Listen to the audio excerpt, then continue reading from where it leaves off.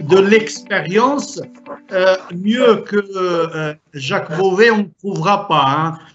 Donc, c'est un président, c'est l'expertise, la grande expertise justement de président de conseil d'administration et qui nous apporte aujourd'hui le regard justement de cette grande partie expérience terrain.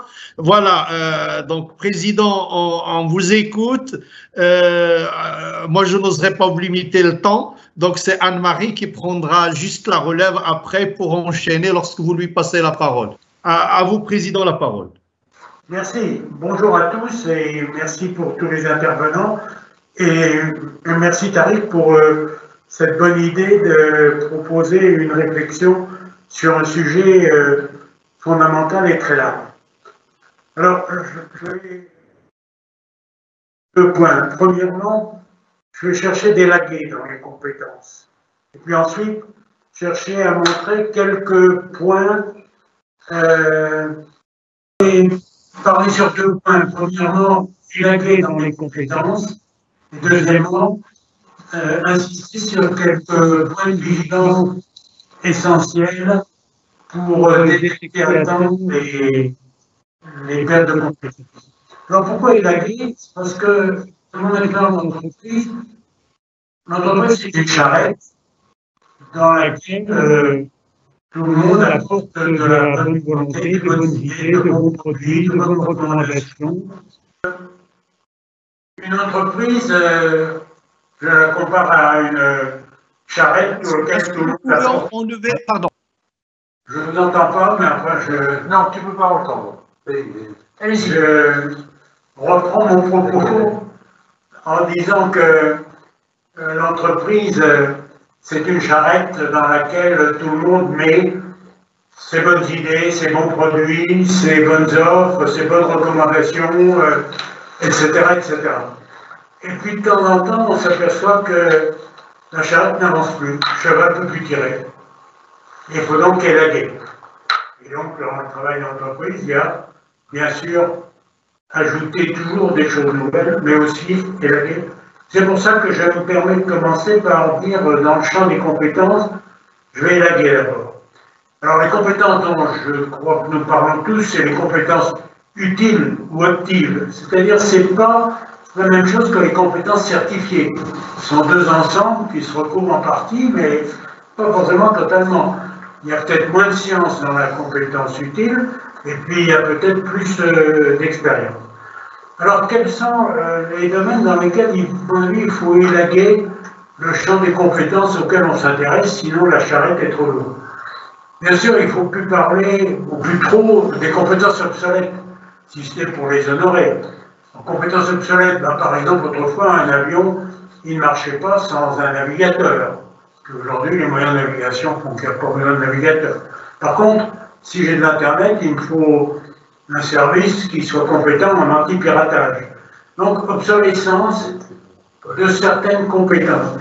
Compétences mythiques. Alors, ce sont des compétences pour lesquelles ça a été un succès, c'est devenu un mythe. On dit, ah oui, c'est grâce à ça que, grâce à monsieur Intel, qu'on a fait ceci, cela. Et 10 ans après, on y croit encore, et c'est plus le sujet. Compétences accaparées. Compétences accaparées, un secteur de l'entreprise ou un ponte de l'entreprise accapare tellement l'image de la compétence qu'on oublie qu'il est presque dangereux. Et c'est plus ça le sujet. Compétence écrasée. La compétence écrasée, c'est qu'il y a quelqu'un de compétent dans l'équipe, mais à 3 réunions de suite, on lui a dit, bon, tu nous embêtes avec ton problème. Et donc, sa compétence va être écrasée alors qu'elle peut être utile. Bon, ayant ainsi balayé pour réduire un peu le champ des préoccupations de compétences, je voudrais dire que bien sûr le sujet reste essentiel. Et sur les pertes de compétences, je voudrais souligner des points de vigilance sur lesquels il faut détecter à temps. Alors, je vais être beaucoup plus restreint que tout ce que je dis, mais c'est pour dire en tant qu'entreprise, qu'est-ce qui peut être vital? Enfin, je dirais les compétences de sûreté. Les compétences de sûreté qui sont celles qui font que un chantier, une opération, on ne va pas aller à une catastrophe parce qu'on a dans l'équipe une personne d'expérience qui va dire « je vois, je sais, je discerne ». Et ces compétences-là, on les oublie quelquefois. Il faut toujours, à mon avis, dans l'entreprise, se poser la question « est-ce que j'ai des compétences de sûreté essentielles ?» Et puis, pour terminer, je dirais il faut penser aux compétences collectives. Compétences collectives, je veux dire, il faut une bonne imbrication des compétences. S'il y a un trou dans les compétences, par exemple, on a embauché un nouveau juriste, mais il n'est pas très au courant des questions de délai. Alors on va louper un délai, on va louper de gagner un procès parce qu'il n'était pas là, il n'a pas apporté sa brique au bon moment. Donc compétence d'imbrication, parce que, comment dire, il y a une chaîne qui joue dans les compétences. Ce n'est pas seulement un individu, c'est des chaînes d'individus. Et enfin, compétence de cohésion, pour lequel l'image qui me vient à l'esprit, c'est l'image du football. Je dirais que l'entraîneur et le patron du club, il faut bien sûr qu'ils embauchent les bons footballeurs. Mais la réussite du match, c'est la cohésion qui va être réussie ou pas entre les joueurs. Et cette cohésion, c'est plus forcément une question de talent individuel, une question de collectif. Donc voilà, j'ai trouvé ces points de vigilance comme des points d'intérêt pour notre débat, après avoir proposé et délagué quelques sujets pour lesquels je dis que oui, la compétence c'est bien, mais c'est pas forcément l'essentiel.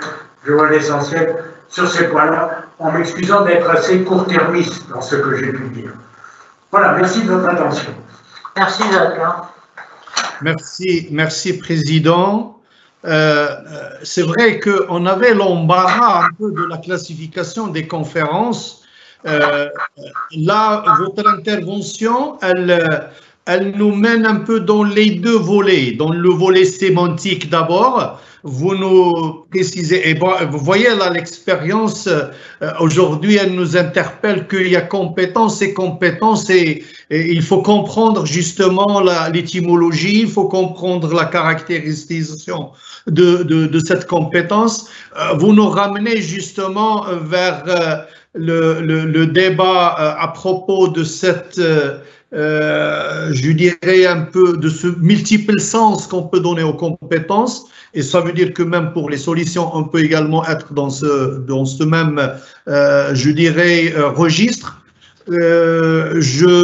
J'attends donc que Anne-Marie reprend avec nous justement le micro pour qu'elle puisse enchaîner par rapport à toutes ces, je dirais, ces définitions accordées aux compétences et caractéristiques que vous avez soulevées, notamment quand vous parlez de cet écrasement de compétences, de cette notion de compétences collectives. Donc, le registre, il a été élargi.